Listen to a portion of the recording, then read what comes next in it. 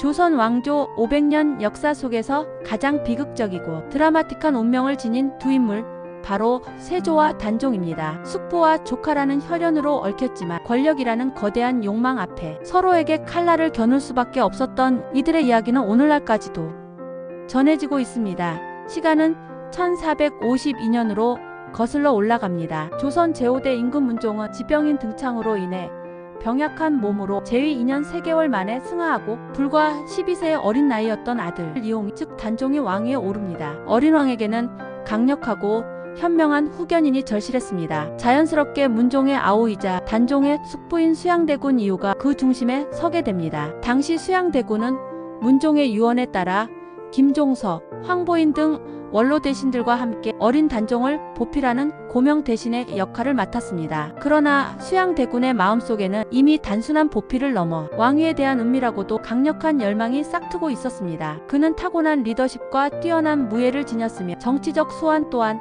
남달랐던 인물이었습니다. 하지만 이러한 자질이 결국은 조카의 왕위를 탐하게 하는 비극의 씨앗이 될 줄은 누구도 알지 못했습니다. 당시 조정은 김종서와 황보인을 필두로 한 의정부 세력과 수양대군을 지지하는 세력으로 나뉘어 있었습니다. 김종서, 황보인 등은 문종의 유지를 받들어 어린 단종의 왕권을 안정시키고 흔들림 없는 조선을 만들고자 노력했습니다. 수양대군에게는 이들의 존재 자체가 자신의 야망을 가로막는 거대한 장애물로 비춰졌습니다. 결국 1453년 음력 10월 조선 역사상 가장 잔혹한 사건 중 하나인 계유정난이 발발합니다. 수양대군은 자신의 측근인 한 명의 권람, 홍달손 등을 이끌고 김종서의 집을 급습하여 그를 무참히 살해하고 황보인 등 반대 세력을 숙청합니다. 피로 얼룩진 궁궐에서 수양대군은 단종의 친위 세력을 일거에 제거하며 권력의 정점으로 치닫게 됩니다. 이 사건은